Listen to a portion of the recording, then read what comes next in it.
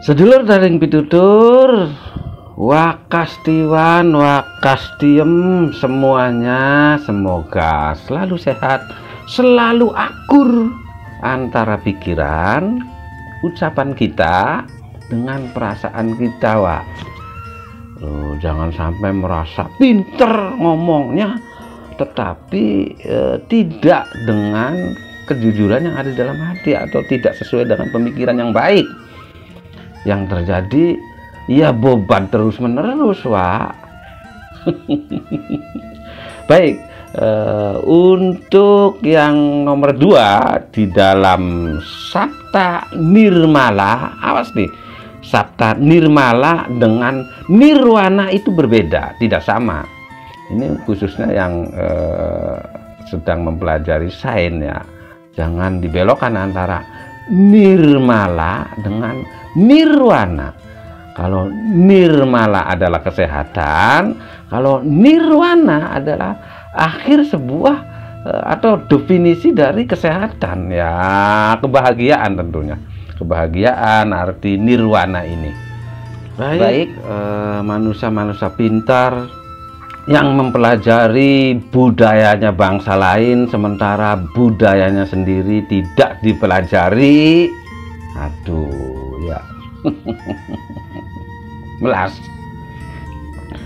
Yang kedua adalah ilmu pengetahuan, bahwa di dalam diri kita manusia ini ada ilmu pengetahuannya. Ada ilmu pengetahuannya, ada sains. Nah, dari sinilah ketika banyak orang menanyakan dari mana sih Ki Handaru, apa sih Ki Handaru yang dipelajari. Saya spesifik di ilmu pengetahuan budaya, khususnya tentang keastrologian bangsa kita. Oke, nomor 2 ilmu pengetahuan, bahwa di dalam diri manusia itu terdapat ilmu pengetahuannya masing-masing yang dari pembawaan lahir. Kalau membicarakan tentang ilmu pengetahuan yang dipelajari saat kita sekarang ini, yaitu namanya pembelajaran ilmu pengetahuan dari luar.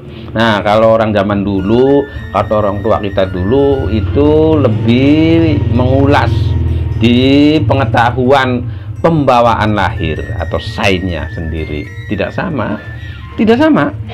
Jadi seumpamanya Wakardi dengan Wakardiman, ilmu pembawaan atau sains pembawaan lahirnya tidak sama. Maka di sini manusia-manusia modern ini tidak mengulas ke situ atau tidak meneliti ke situ, ya saya anggap wajar. Makanya terjadi banyak kegagalan. Contohnya anak kita ini dia ilmu pengetahuan pembawaan lahirnya atau skillnya dia seumpamanya dia di teknik, sementara orang tuanya menyekolahkan anaknya sampai tinggi sekali. Jurusannya seumpamanya ini tentang broadcast, tentang penyiaran, ya tidak nyambung. Yang terjadi pendidikan formal tidak digunakan, hanya sebagai formal saja, sementara kedepannya anak ini adalah mempelajari teknik. Artinya ilmu pengetahuan atau skill kita manusia pembawaan lahir itu nomor 2 dalam budaya. Pembawaan manusianya. Contoh lagi, pembawaan lahir monyet itu dia sangat pintar naik, tetapi dipelajari atau digembleng pendidikan eksternalnya dengan berenang. Bisa tidak monyet berenang? Bisa, hanya saja tidak selaras dengan pembawaan lahirnya atau skill pembawaan lahirnya. Setiap manusia berbeda dan tidak sama. Bisa terukur, ya terukur. Bisa terukur, bisa disetarakan, dan ada ukurannya. Pembawaan skill kita manusia, pembawaan dari lahir itu terukur, dan ya memang ini ilmu pengetahuan budaya. Nyacak Wakardiman seumpamanya, boleh Wakardiman mempelajari ilmu pengetahuan agama sampai tinggi, menyung-menyung, boleh mempelajari pengetahuan agama, tetapi ilmu pengetahuan kesehatannya orang tua kita dulu, atau ilmu tekniknya orang tua kita dulu, atau ilmu teknologinya orang tua kita dulu, saya tidak mengerti, tidak tahu.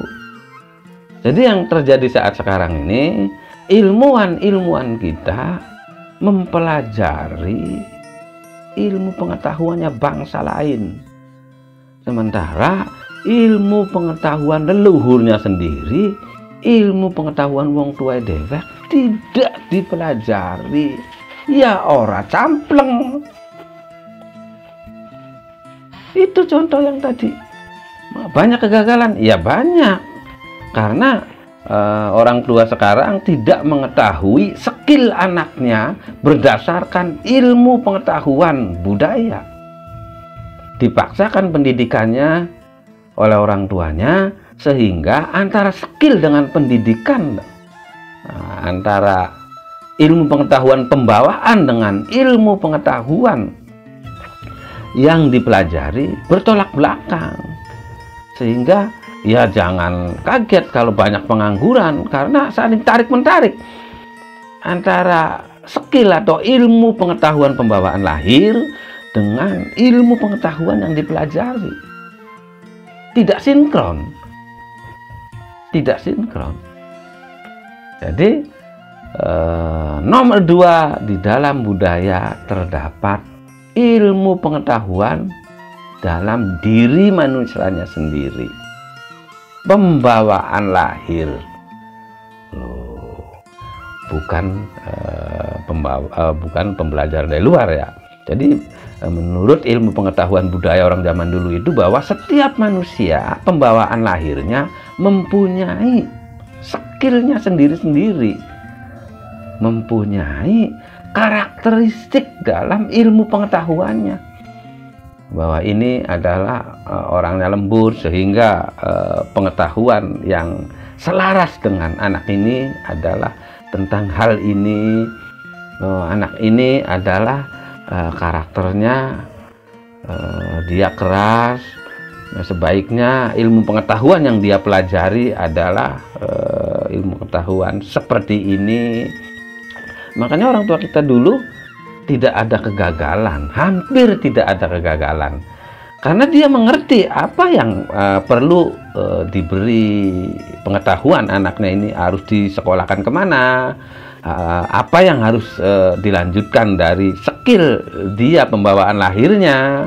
Akhirnya selaras. Kalau ilmu pengetahuan pembawaan lahir atau skill pembawaan lahir selaras dengan ilmu pengetahuan yang dipelajari dari luar, yang terjadi ya dia menemukan nirmala, menemukan keselarasan, menemukan kesehatan berpikir, kesehatan berbicara, kesehatan berperasaan. Dari itu. Jadi yang kedua adalah di dalam budaya, dalam diri kita ada ilmu pengetahuan. Bagaimana tentang budaya dalam diri kita. Dalam diri loh, awas bukan di luar ya. Bagaimana nomor 3 sampai nomor 7, ada apa dalam diri kita, dalam pembawaan lahir kita manusia. Itu saja dulu. Mohon maaf bila belum berkenan. Terima kasih.